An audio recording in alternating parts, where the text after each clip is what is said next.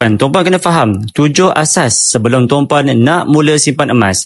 Yang pertama, simpanan emas ini tidak ada pendapatan bulanan ataupun tahunan macam dividen ASB ataupun tabung haji. Yang ada cumalah kita beli harga rendah dan jual harga tinggi untuk dapatkan keuntungan. Nombor 2 tuan-puan, beli emas mesti dapat emas fizikal. Sama macam kita beli emas dekat kedai-kedai emas. Emas itu kita boleh simpan sendiri.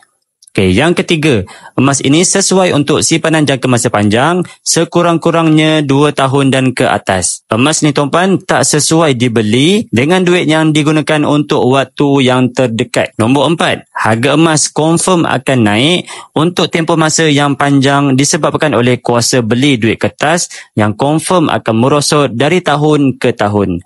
Sejarah 20 tahun, harga emas menunjukkan yang harga emas ini naik secara purata 10% setahun. Yang seterusnya, nombor 5, beli emas bermaksud kita simpan duit.